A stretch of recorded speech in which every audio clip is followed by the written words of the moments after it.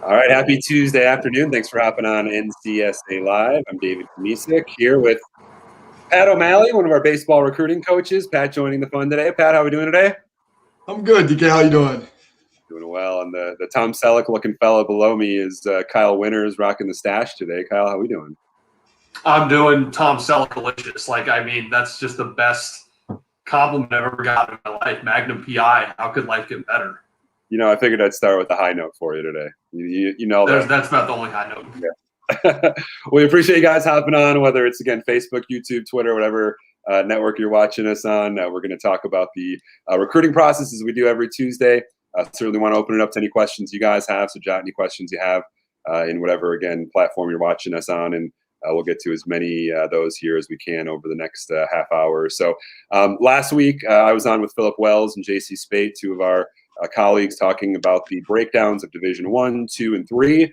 Today, our focus is going to be talking about NAIA schools and why student athletes should be considering those. We're going to get into, first off, what is NAIA? A lot of families, a lot of student athletes just don't know what an NAIA school is. How should you consider NAIA schools? Is it a good fit for your student athlete? We're going to get into the scholarship breakdown and then talk a little bit about the difference between NAIA and the NCAA. So, Kyle, I'll start with you. First and foremost, what is NAIA? Again, we talk to a lot of families who really just have no clue what NAIA is and what's different from it from NCAA. But what is the NAIA, and talk a little bit about the colleges and universities at that level. Yeah, great starting point, because I know when I was in high school, I had never even heard of the NAIA. In fact, when I started NCSA, I'm not sure I knew what the NAIA was, but the NAIA is the National Association for Intercollegiate Athletics. It's actually the oldest college athletics governing body, founded in 1937. So essentially, it's a different governing body from the NCAA. It's a different sports governing body than the NCAA. So it's completely different run. It's a different sector for student athletes to go and play sports in college, essentially. It's mostly smaller schools, going to be a lot of private colleges. Student athletes still have an opportunity to earn scholarships, which we'll talk about in more detail, but there's 27 different sports and more than 250 NAIA schools across the country. So a lot of opportunities out there that probably student athletes don't know about, and opportunities that could be better than some NCAA schools as well. Yeah, absolutely. So again, you're looking at smaller, more private schools. They're not going to be the big schools that many of you know of, and many of you have on your radars in terms of that. Pat, what else would you like to add about NAIA? You speak with families every day in the baseball world, and I'm guessing a similar situation. A lot of families that you speak with just don't know what the NAIA is. No, absolutely. And piggyback off of what Kyle said, I mean, a lot of these families have no clue. I know my single mom in my recruiting process, I don't know what NAIA is. We never even explored those options. It's really good to dive into those now. Anytime you can play at the same level as, JD Martinez, D. Gordon, for some parents and grandparents out there, Lou Brock, I mean, you're in good company. Some of the best baseball in the country is played at the NAIA level and across the board for other sports as well. So it's a good option. We'll definitely dive deeper into it today. Yeah, there's about 27 different sports offered at the NAIA level. You're looking at about 250 schools, so a lot of opportunity out there. There are about 77,000 plus NAIA student athletes who are competing in the collegiate level. There's a lot of scholarship money out there as well. More than $800 million is awarded in scholarships on the athletic side. So again, smaller schools, smaller education. Pat, I'm going to toss it back to you for families who are trying to figure out, is NAIA the right path for them? Can you kind of break down a comparison? What is the NAIA comparable to in terms of division levels, and what are some things families or student athletes should be thinking about if they're going to consider an NAIA school? Of course. Like I tell my families all the time, guys, I would be very open to all 5 major levels, D1, 2, 3, NAIA, and JUCO. But when it comes to NAIA, the often misconception it gets is it's not as strong academically, which is not the truth. There's a lot of small private institutions that have great academics and great baseball. That's something to definitely keep in mind. When it comes to baseball-wise competitiveness, it stacks up with some of the low to mid-level Division I's, D2 programs, and those JUCOs as well at all 3 major JUCO levels. D3 always kind of gets the lower level because they don't have athletic scholarships. There's, teams at that level that can play with them as well. But keep in mind, NAIA is not separate because they can't play with these schools. It's just how things go, like Coach Kyle said. So that's what I got. Well, Kyle, NAIA is going to be maybe less strenuous than a Division I, Division II program, maybe more free time to kind of balance your life as a student athlete. Talk a little bit about that for families. Again, it's comparable to maybe a Division III level in terms of it maybe not being as full-time of an agenda as a student athlete. Yeah, when we're talking NAIA versus NCAA, you nailed a couple things on the head. Potentially, you're going to get more playing time. It may not be as competitive as a top-level D1 program, so you might have an opportunity to come in and play on that team right away. Whereas if you're going to a Division I school, you may have to sit the bench for a couple of years. You may have to redshirt. You may be playing behind quite a few other athletes. You're going to have more free time, like David said. You're going to have more time to focus on your studies, and that's something that we hear from parents regularly, daily, if not that much, that they want to make sure their student athlete has time to focus on their academics as well. Most people aren't going to go on to be a professional athlete after college, so they want to focus on their studies. Less time traveling. That's one of the most difficult parts for being a college student athlete is doing homework on buses, doing writing papers while you're traveling across the country. Very difficult. As far as just like the recruiting aspect goes, when you're talking about NAIA versus NCAA, there aren't any recruiting restrictions. As a freshman in high school, you can start communicating with NAIA coaches right away. On top of that, they still have athletic scholarship opportunities like which we've talked about. And in some cases, better scholarship opportunities. Baseball is a great example, like Coach Pat O'Malley talked about. There are 12 athletic scholarships for a fully funded NAIA program versus an NCAA Division I program only has 11.7 scholarships. So NAIA schools, should you consider them? Yeah, do consider them because they're great opportunities to get your education and use sports as a way to get that school paid for. Yeah, a couple notes there. Number one, again, for Division I, Division II schools, they have recruiting timelines and guidelines and restrictions in place for college coaches in terms of how and when they can contact a student athlete. At the NAIA level, the Division III level, the junior college level, there is no restriction. So as Kyle mentioned, as a freshman, you can be having communication with college coaches. A little less common at the NAIA level. That's not always happening right away, but it is something that student athletes and coaches can be doing. So again, the time constraints and the juggling of a schedule as a student athlete isn't as bad at the NAIA level. Certainly, again, we have some high academic programs, but Pat, in terms of the scholarship money that's out there, Kyle talked about there's more money at the NAIA level for baseball than there is at the Division I level for baseball. Can you break down the scholarship process a little bit more for NAIA? They have a little bit more flexibility across the board in terms of being able to break up some scholarships and do some different things as well. Yeah, I think, Dave, you hit the nail on the head, man. I mean, when it comes to the NAIA, they don't have any restrictions. So you could, get recruited freshman year, but a lot of the times it starts, an 18-month plan. What I mean by that is during your junior year, a lot of the time NAIA will start identifying prospects, getting those scholarships out there as senior year goes on. So I think that's definitely an advantage, especially when they have those funds available to use. So athletically, of course, great. Use the scholarships. There's also no roster limit. So what I mean by that is, they can have a lot of guys on their rosters. So academic money is going to be super important. Not that it isn't at any other level, D1, 2, 3, and JUCO, but the academic money mixed with the NAIA athletic scholarships, that's a very good scholarship package for families. And I definitely utilize that. A lot of my families that talk to NAIA schools also have other levels in the mix. That's okay. We want to find that best fit financially. Academically, for the long term, we're trying to set you up for the next 4 years, but more importantly, the next 40 years. And then also, lastly, would be baseball as well.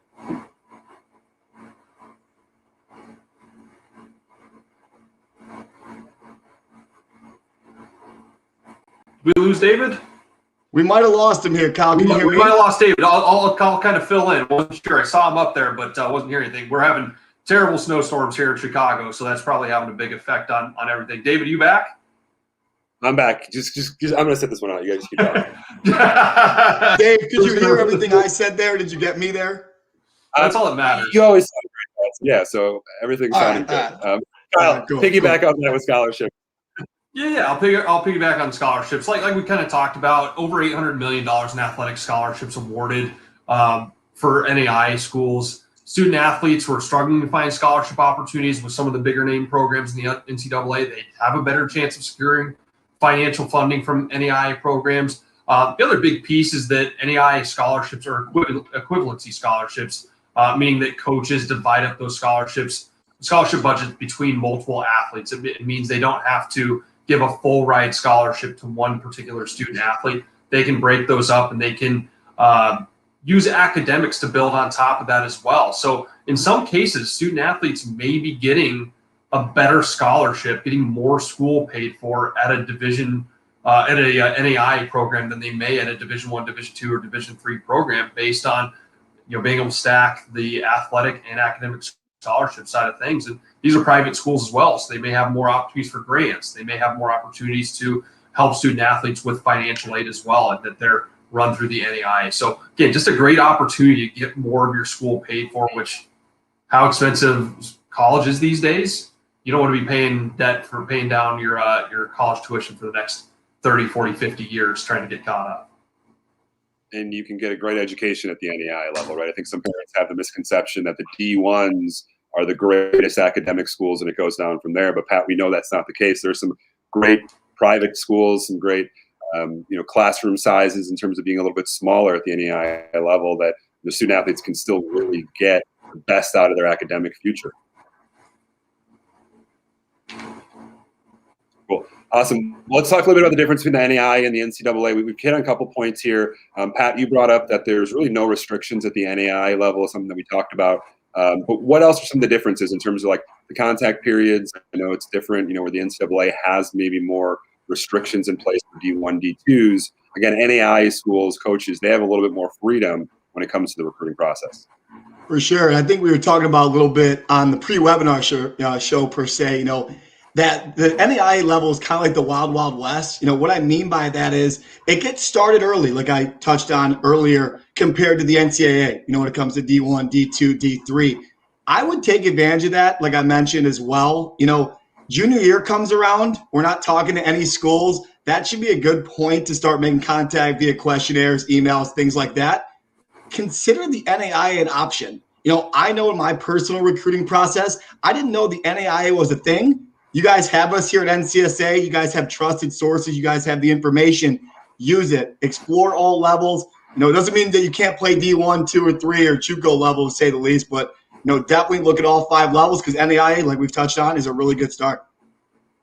Yeah, absolutely. And Kyle, again, the advantage for the NAIA is, there's some different things in terms of having a signing period, in terms of, the dates and deadlines. Again, that's a big difference between the NAIA and the NCAA, is that it gives coaches an advantage because, again, these schools maybe aren't as coveted as some of the Division Is and Division IIs, but again, the flexibility that coaches have at an NAIA level is a big difference than the NCAA. Yeah, they have a much better opportunity to get to know a student athlete. And even though that NAIA schools may end up signing student athletes a little bit later into the process, that doesn't mean they're not having contact. That doesn't mean they're not building relationships with student athletes throughout the 3-4 years leading up to that. The NAIA does not limit the number of campuses a student athlete can visit, which allows them to visit as many campuses as they feel necessary to determine what programs are going to be the right fit for them.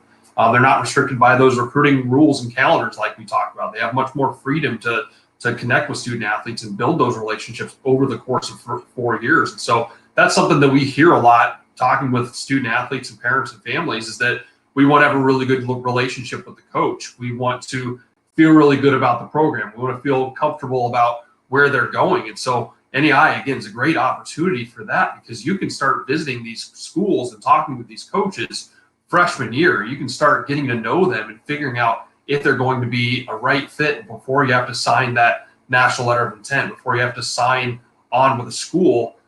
You can have all these things sorted out and get a lot of practice in talking with NAIA coaches and schools leading up to that process. It's also great leverage with NCAA schools and other schools in general, just to get the best scholarship opportunity for yourself. So again, there's no downside to looking at the NAIA. It's only going to give you more opportunities and more options to put your student athlete in a position for success by the end of their recruiting process.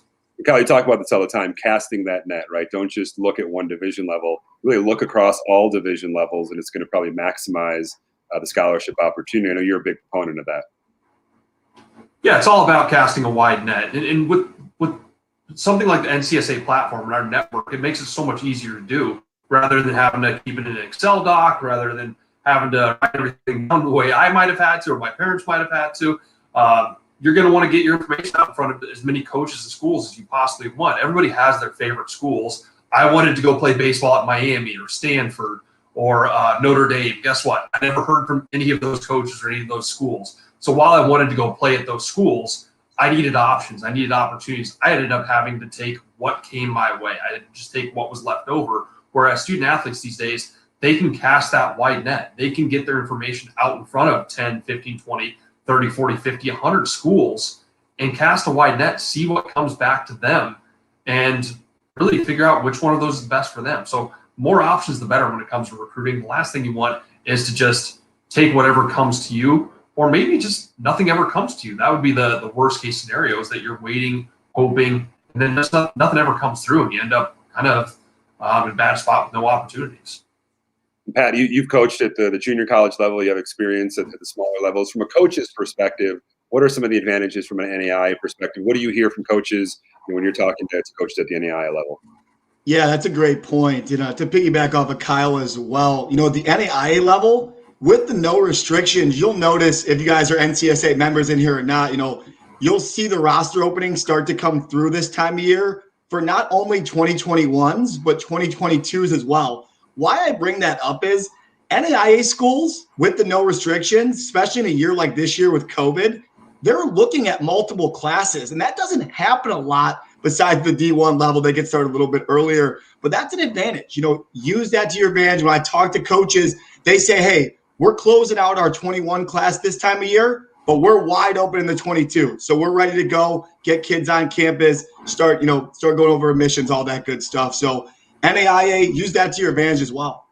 Yeah, the NAIA process is a little bit later than you see some of these D1s where you got kids committing, freshman year, 8th grade in some cases. So the process is a little bit slowed down. So there's something to keep in mind as well. If you're a family starting the process a little bit later, you're in your junior year, even if you're a senior right now, still looking for opportunities, the NAIA could really be a great place to look. And coaches are still looking for 2021s, kind of finalizing things and really starting to shift their attention to 22 as well. So again, there's a great tool in our profile, our network, where you can search colleges based on division level, based on size of the schools. If you don't know what NAIA schools are, hop into the profile, search the NAIA schools, and again, there's a lot of great opportunities. Sounds good, awesome. Well, let's dive into some questions here. We got some questions rolling in. We also got a bunch of great comments from families whose student athletes have went the NAIA route, which is pretty awesome. So take a look at that. You'll see again the success and the mix between the athletics and the academics that a lot of these families have had.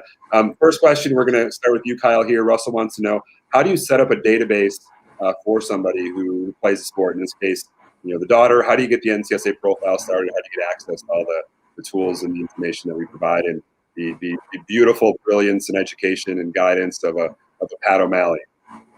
It's first and foremost, it's really easy, Russell. Go to our website, ncsasports.org, and there'll be a button that says parents start here or student athletes start here. I'm going to guess probably you or someone in your family maybe has already started some recruiting information from us. And then reach out to us. Give us a call. Call our phone number. Email us at live@ncsasports.org. We'll follow up with you. Or otherwise, you'll get a phone call from us, and we'll talk with you about your student athlete's profile, which they can be building throughout their career.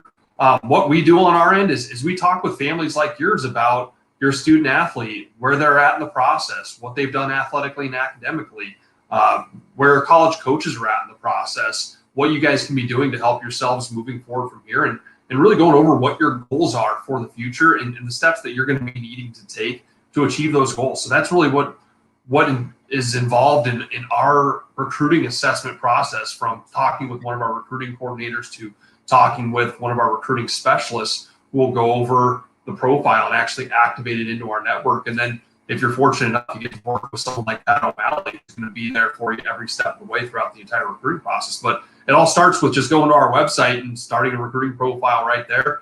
You guys can build it, add to it, put as much of the great information in there as you want, keep it updated, and then talk with us, and we'll activate it and get it going into our network. Yeah, and again, 13 years old, you can get that profile built. So again, we're seeing 8th graders, some cases even 7th graders getting it going. I just got my nephew's baseball profile up going. He's going to be working with Pat O'Malley. He's an 8th grader. So the earlier you can start that process as well.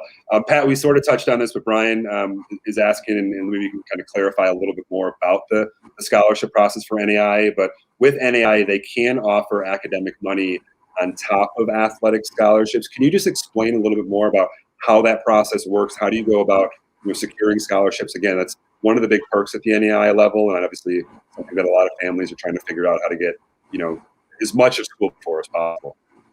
Yeah, of course. I know in a sport like baseball, it's not basketball or football, to say the least, guys.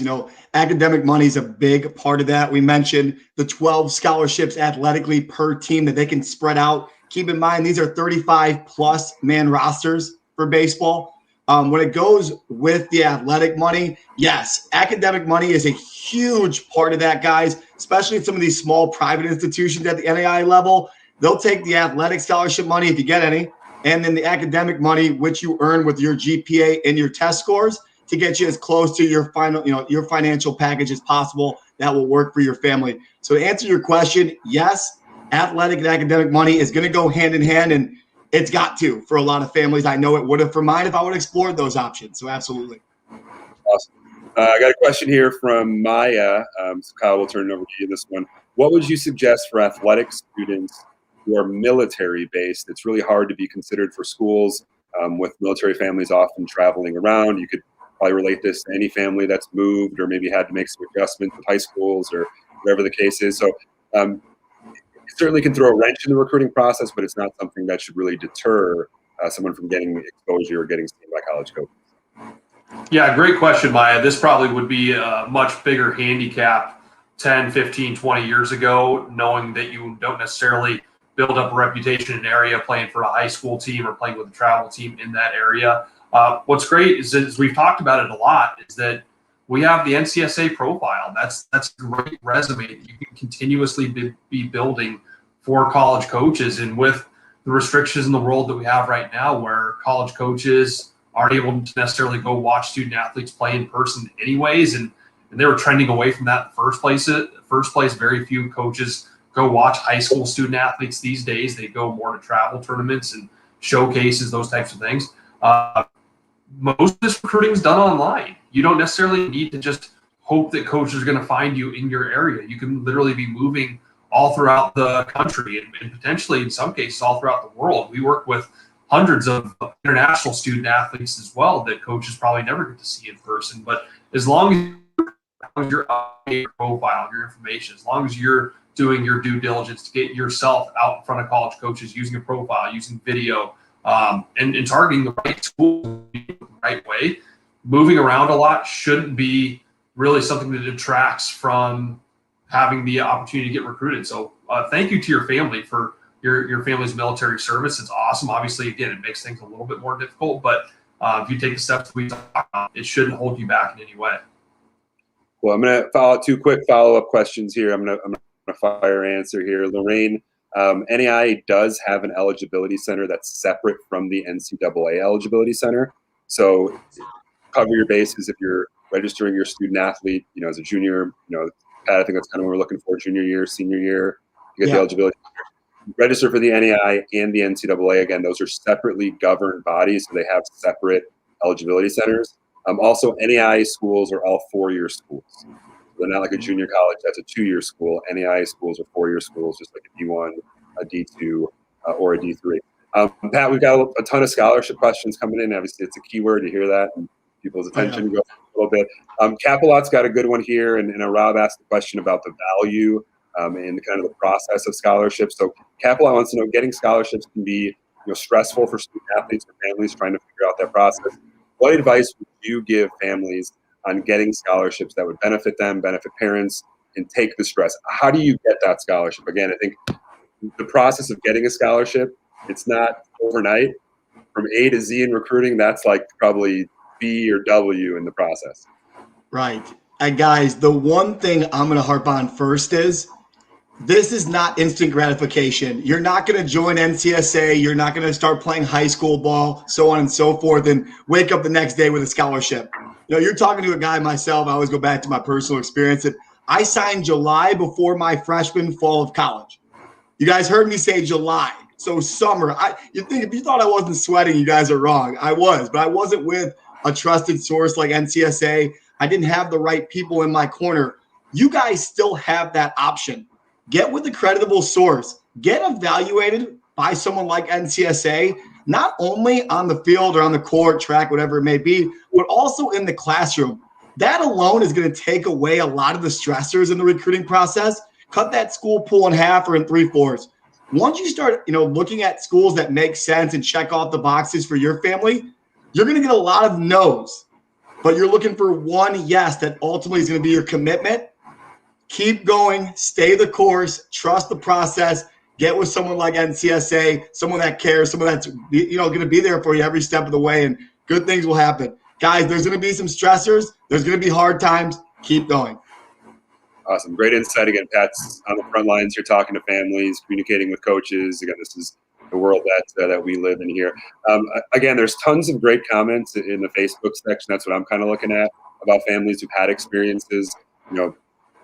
Someone mentioned they're coming out of college with less than $20,000 in debt by going to an NAIA school, playing a sport. So again, that's really taking advantage of it, getting a great education, playing your sport, setting your future up, and coming out of that process a little bit lighter in the pocketbooks, but not having to pay too much for it. So a bunch of great comments, a bunch of great questions there. Again, if you guys have any questions, got a profile built, reach out to us. If you haven't built a profile, ncsasports.org. A ton of great information on there as well that will dive into more about the different division levels and break down the different schools. But again, I also saw a comment in there, maybe Pat and Kyle, you guys can chime in. This is the last thing we'll touch on. But NAIA can kind of vary by location of the country too. Certain areas of the country are stronger with NAIA than others. I know in the upper Midwest, it's maybe not as big of a deal as other places. But Pat, what have you seen in terms of NAIA locations and kind of the hotbeds, maybe, if you will, for NAIA? Yeah, a lot of NAIA programs, you'll see some West Coast programs have success. You'll see down south, obviously, some of the top programs. You're going to see guys getting drafted in the first couple rounds out of some of those Florida, Georgia schools in the NAIA. Guys, at the end of the day, you're looking for that best fit scenario for you. Use that college search map if you're on NCSA already and go from there. Kyle, go ahead. You can chime in on that too.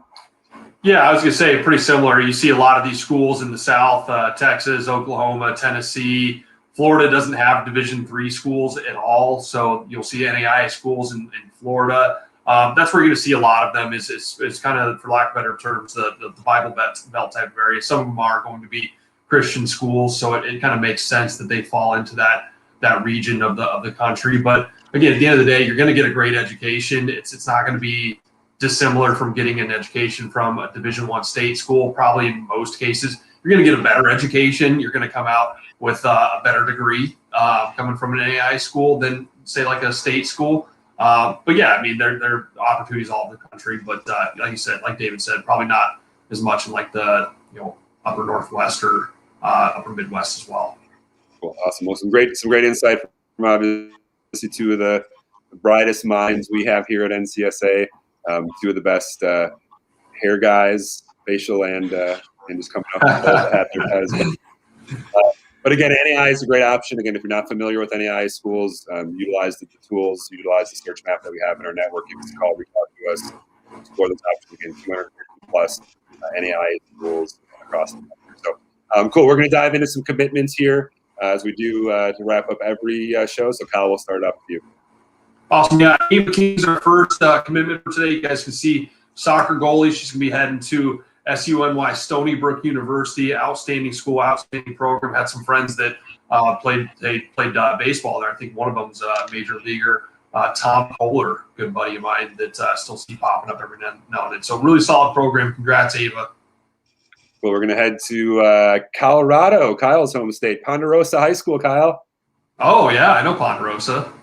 High School. Caleb Buddington going to be staying in state. He's going to a Division II school, Colorado State University, Pueblo. So congratulations to Caleb, a senior this year. So he'll be graduating in the spring and staying close to home for his college experience as well. Not exactly a rival with Ponderosa, but we definitely took him down. No offense to him. Last commitment for today, Evan Sherrick. She's going to be heading to Wilkes University, softball player. Very much my style with that. I coached travel softball for 4 years, so I love seeing the softball players come on. I have two college softball player sisters, so awesome for you headed to Wilkes University, Evan. Best of luck to you moving forward here the next 4 years. Awesome. So congrats again to all the commits. Again, if you're a senior and you're still looking for an opportunity, time's ticking, but there are opportunities out there. So, certainly reach out to us. And again, if you're a family just starting this process as an 8th grade or freshman, again, get the ball rolling. The sooner you can get that going and put yourself in the best spot, with the best opportunity that'll be out there. So big thanks to Pat. Big thanks to Kyle for hopping on with us today. A lot of morale in this conversation. Hopefully you guys felt that. Hopefully you got some education. And again, saw some great hairstyles that you guys can maybe copy. So next week, Danny Koenig and Philip Wells, two of our colleagues, will be on here, kind of breaking down some of the common misconceptions of recruiting. Again, there's so much with the recruiting process that can be, misinformation and how do you go about this. So Danny and Philip are going to break that down and get you guys some more knowledge and more education on that as well. But again, appreciate Kyle and Pat hopping on. Appreciate y'all hopping on as well. If you got any questions, reach out to us. Other than that, have a great rest of your day and hopefully stay warm and stay safe with all this crazy weather going on around the country. So talk to you guys.